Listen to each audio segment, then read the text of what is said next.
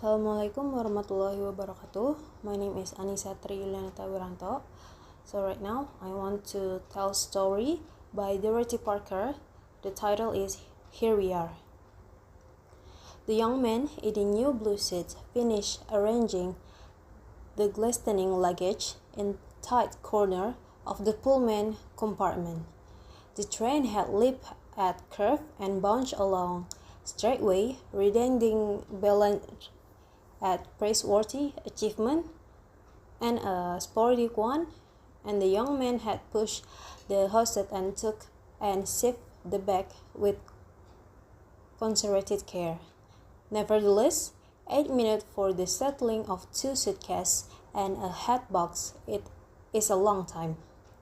He sat down, leaning back again, breathless green plush, in the seat opposite the girl in the beige. She looked as new as a peeled egg. Her hat, her fur, her frock, her glove were glossy and stiff with novelty. On the arc of the thin, slipper sole of one beige shoe was gummed a tiny oblong of white paper, printed with the price set and paid for that slipper and its fellow and the name of the shop that had dispensed them. She had been starting rapidly out of the window, drinking in the big weathered signboard that extolled the phenomena at coffees without bones, and screened no rash could corrupt. As the young man sat down, she turned politely from the pane, met his eyes, started a smile and got it about half done, and then rested her gaze just above his right shoulder. "Well," the young man said. "Well," she said. "Well, here we are," he said. "Here we are," she said. "Aren't we?" "I should say we were," he said. "Yup, here we are." "Well," she said. "Well," he said. "Well, how does it feel to be an old married lady?" "Oh, it's too soon to ask me that," she said. "At least, goodness, we've only been married about 3 hours, haven't we?" The young man studied his wrist watch as if he were just acquiring the knack of reading time. "We have been married," he said, "exactly 2 hours and 26 minutes. "My," she said, "it seemed like longer." "No," he said, "it isn't hardly half past 6 yet." "It seems like later," she said. "I guess it's because it starts getting dark so early." "It does, at that," he said. "The nights are going to be pretty long from now. Well, it starts getting dark early." "I didn't have any idea what time it was," she said. "Everything was so mixed up. I sort of don't know where I am or what it's all about. Getting back from the church and then all these people and then changing all my clothes and then everybody throwing things and all. Goodness, I don't see how people do it every day." "Do what?" he said. "Getting married," she said.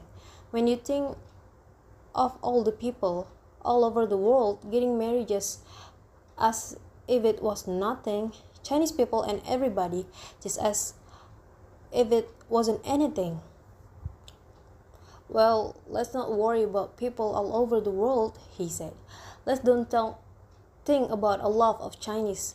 We have got something better to think about. Well, what do we care about them?"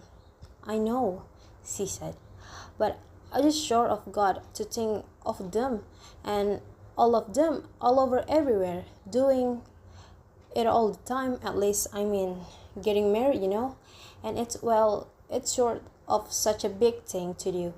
It makes you feel queer. You think of them, all doing it just like it wasn't anything, And how does anybody know what is going on to happen next? Let them worry, he said. We don't have to. We know darn well what's going to happen next. Well, we know it's going to be great. Well, we know we're going to be happy, don't we? Oh, of course, he said. Only you think of all the people, and you have the short of keeping thinking it make feel funny. An awful lot of people that get married, it doesn't turn out so well, and I guess they all must have thought it was going to be great. Come on now, he said. This is no way to start the honeymoon with all this thinking going on. Look at us, all married and everything done. The wedding all done and all. Ah, it was nice, wasn't it? She said. Did you really like my veil? You look great, he said. Yes, great. Oh, I'm terribly glad, she said. Ellie and Louis look lovely, didn't they? I'm terribly glad that they finally decided on pink. They look perfectly lovely. Listen, he said, I want to tell you something. When I was standing up there in that old church, waiting for you to come up, and I saw those two bridesmaids, I thought to myself, well, I never knew Louis could look like that. Why, she have knocked anybody eyes out. Oh, really?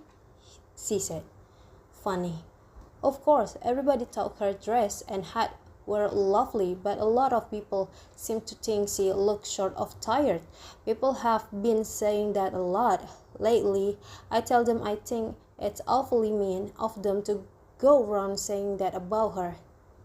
I tell them they have got to remember that Louis isn't so terribly young anymore, and they've got to expect her to look like that. Louis can say she's 23 all she wants to, but she's good deal nearly 27. Well, she was certainly a knockout at the wedding, he said. Boy, I'm terribly glad you thought so, she said. I'm glad someone did. How did you think Ellie looked? Why, I honestly didn't get look at her, he said. Oh, really? She said. Well, I certainly think that's too bad. I don't suppose to ought to say it about my own sister, but I never saw anybody look as beautiful as Ellie looked today. And always so sweet and unselfish too. And you didn't even notice her, but you never paid attention to Ellie anyway. Don't think I haven't noticed it. It make me feel just terrible. It make me feel just awful that you don't like my own sister. I do so love her, she said. I'm crazy for Ellie, and I think she's a great kid. Don't think it make any difference to Ellie, she said. Ellie's got enough people crazy about her. It isn't anything to her whether you like her or not. Don't flatter yourself she care. Only thing is make it awfully hard for me. You don't like her. That the only thing I keep thinking when we come back and get in the apartment and everything. It's going to be awfully hard for me that you want my own sister to come and see me. It's going to make it awfully hard for me that you won't ever want my family around. I know how you feel about my family. Don't think I haven't seen it. Only if you don't ever want to see them. That's your loss, not theirs. Don't flatter yourself. Oh no, come on, he said. What's all talk this about? Not wanting your family around? Why, you know how I feel about your family. I think you're an old woman. I think your mother as well, and Ellie and your father. What's all this talk? Well, I have seen it, she said.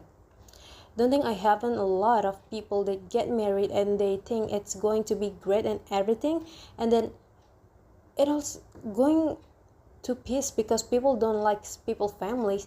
or something like that. Don't tell me, I've seen it happen. Honey, he said, what is all this? What are you getting all angry about? Hey, look, this is our honeymoon. What are you trying to start a fight for?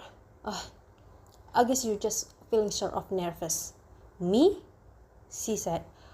What have I got to be nervous about? Goodness, I'm not nervous. Lot of time, he said. They said that girl get kind of nervous and yippy on account of thing about. Well, it's like you said. Things are also sort of mixed up and everything right now. But afterward, it's gonna be alright. Well, look, honey, you don't look any too comfortable. Don't you want to take your hat off? And let's don't ever fight. Ever. Will we? Sorry. I'm sorry, I was so cross, she said. I guess I did feel a little bit funny, all mixed up, and then think all of the people, all of everywhere, and then being sort of way of here all alone with you, it's so sort of different.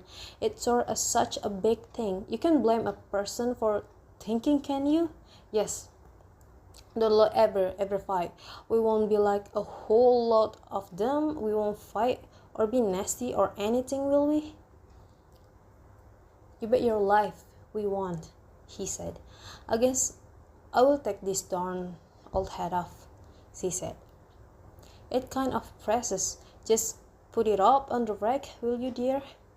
Do you like it, sweetheart? Looks good on you, he said. No, but she said. Do you really like it? Well, I will tell you, he said. I know this is the new style or everything like that is probably great. I don't know anything about things like that.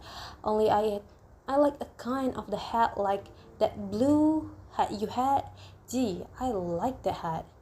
Oh, really? She said. Well, that's nice. That's lovely. The first thing you say to me as soon as you get me off the train, away from your family and everything, is that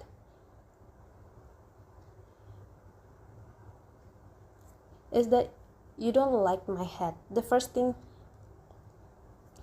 you say to your wife is,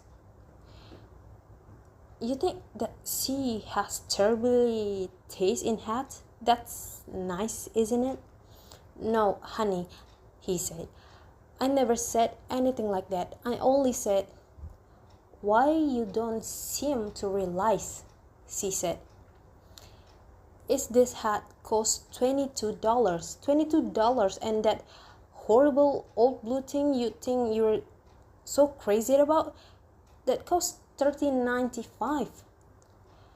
I don't give a darn what they cost, he said. And I said, I like that blue hat. I don't know anything about hats. I'll be crazy about this one as soon I got used to it. Only it's kind of not like your other hat. I don't know about the new style. What do I know about woman's head? It's too bad, she said. You didn't marry somebody that would get the kind of hats you like, hats that cost $30.95. Why didn't you marry Louis? You always think she look so beautiful. You don't love her taste in hats. Why didn't you marry her? Oh no, honey, he said. For heaven's sakes. Why didn't you marry her? He said. All of them, ever since we got on this train, is talk about her. Here, I have sat and just listening to you saying how wonderful Louis is. I suppose that nice getting me all of here only alone with you, and then raving about Louis right in the front of my face. Why didn't you ask her to marry you? I'm sure she would have jumped at the change. There aren't so many people asking her to marry them. It's too bad you didn't marry her. I'm sure you'd have been much happier. Listen, baby, he said. While you're talking about things like that, why didn't you marry Joe Brooks? I suppose he could have given all you $22 had you want. I suppose. Well, I'm not sure. I'm not sorry I didn't, she said. There. Joe Brooks wouldn't have waited until he got me out of alone then sneer at my taste in clothes. Joe Brooks would ever hurt my feelings. Joe Brooks has always been fond of me. There. Yeah, he said. He fond of you. He was so fond of you he didn't even send a wedding present. That's how fond of you he was. I happen to know for a fact, she said, that he was away on business, and as soon as he comes back he's going to give me anything I want for the apartment. Listen, he said, I don't want anything he give you in our apartment. Anything he give you, I will throw right off the window. That's what I think.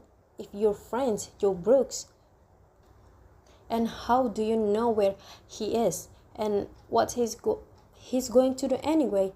Has he been writing for you? I suppose my friend can correspond with me, she said. I didn't hear there was anything law against that. Well, I suppose they can't, he said. And what do you think of that? I'm not going to have my wife getting a lot of letters from cheap traveling salesmen. Joe Brooks is not a cheap traveling salesman, he said. He is not. He's get wonderful salary. Oh yeah? Where did you hear that?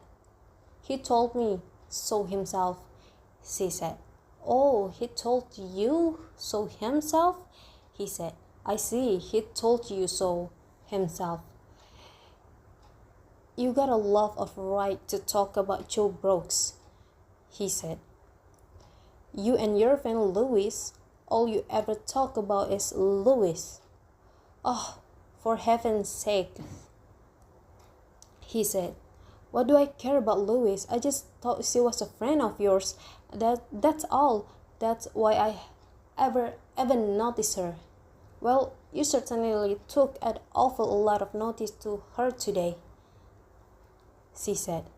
On our wedding day, you said yourself when you were standing there at the church, you just kept thinking of her right up at the altar, all right, in the presence of God, and all thought about her, about was Louis.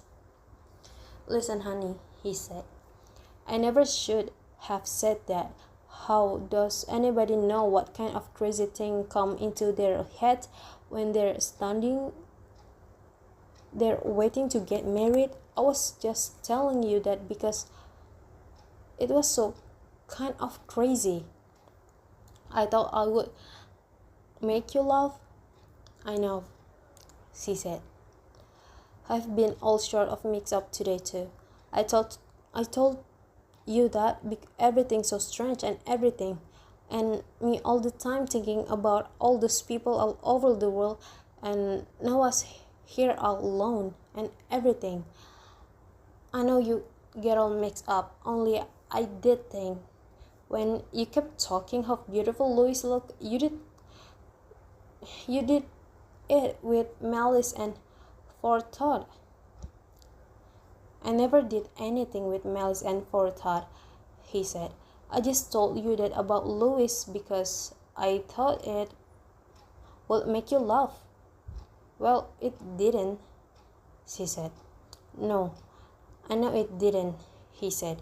It certainly did not. Oh, baby, we ought to be loving too. Well, honey lamb, this is our honeymoon. What's the matter? I don't know, she said. We used to squabble a lot when we were going together and then engaged and everything, but I thought everything would so different as soon as we were married. And now I feel so sort of strange and everything. I feel so sort of alone. Well, you see, sweetheart, he said. Well, we were not really married yet. I mean, well, things will be different afterward. Oh, hell. We haven't been married very long. No, she said. Well, we haven't got much longer to wait now, he said. Well, we will be in New York about 20 minutes. Then we can have dinner and sort of see what we feel like doing. Or, is there anything special you want to doing tonight? What? She said. What I mean to say, he said. Would you like to go to the show or something?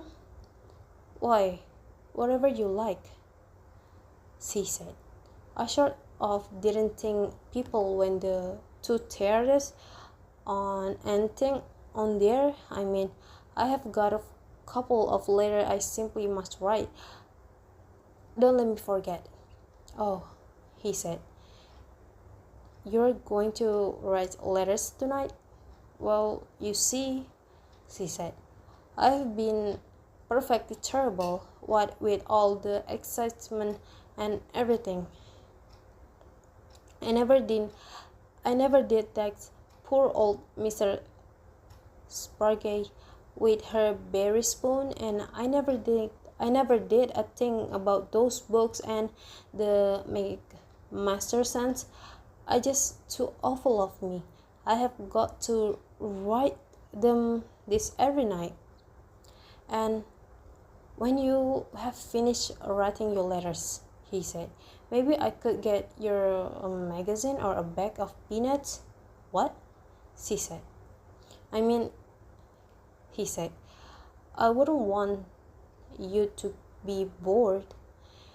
As if I could be bored with you, she said. Silly, aren't we married? Bored? What I thought, he said. I thought when we got in, we could go right up at the Biltmore and anywhere lifts your bag and maybe have a little dinner in the room, kind of quiet, and then do whatever we want. Well, let's do right up there from the station. Oh, yes, let's, she said. I'm so glad we're going to be Biltmore. I just love it. The twice I have stayed in New York, we have always stayed there. Papa and Mama and Ellie and I was crazy about it. I always sleep so well there. I go right off to sleep the minute I put my head on the pillow. Oh, you do? He said. At least, she said. Way up high. It's too quiet. We might to go home. We might go to the sham show or other tomorrow night instead of tonight, he said. Don't you think that would be better? Yes, I think it might, she said. He rose, balanced a moment, crossed over, and sat down beside her. Do you really have to write those letters tonight? He said. Well, she said, I don't suppose they get there any quicker than if I wrote them tomorrow. There was a silence with the things going on it. And we won't ever fight anymore, will we? He said. Oh, no, she said. What? Not ever. I don't know what made me do like that. It'll go so short of funny, short of like a nightmare, the way I got think. All those people getting married all the time, and so many of them, it's going to pieces on account on fighting and everything. I got all mixed up thinking about them. Oh, I don't want to be like them. But we won't be, will we? Sure, we won't, he said. We won't go all to pieces, she said. We won't fight. It'll all be different for now we're married. It'll be lovely. Reach me down my head. Will you, sweetheart? It's time I was putting on it. Thanks. I'm so sorry. You don't like it. I do so like it, he said. You said you didn't, she said. You said you thought it was perfectly terrible. I never said any such things, he said. You're crazy. All right, I may be crazy, he said. Thank you very much, but that's what you said. Not that it's a matter, it's just a little thing, but it make you feel pretty funny to think you have gone and married somebody that you say you have perfectly terrible taste in hats. And then goes and say you're crazy beside. No, listen here, he said. Nobody said any such a thing. Why, I love that hat. The more I look at it, the better I like it. I think it's great. That isn't what you said before, she said. Honey, he said. Stop it, will you? What do you want to start all this for? I love the damned hair. I love the damned hat. I mean, I love your hat. I love everything you wear. What more do you want me to say? Well, I don't want you to say it like that, she said. I think it's I said I think it's great, he said. That's all I said. Do you really? She said. Do you honestly? I'm so glad. I do hate you not to like my hat. It will be, I don't know, it will be sure of such a bad start. Well, I'm crazy for it, he said. Now we have got to be settled, for heaven's sake. Oh, baby lamb, we're not going to have any bad start. Look at us. We are on our honeymoon. Pretty soon we'll be regular old married people. I mean, in a few minutes we'll be getting into New York, and then we'll be going to the hotel, and then everything will be alright. Well, look at us. Here we are, married. Here we are. Yes, here we are, she said.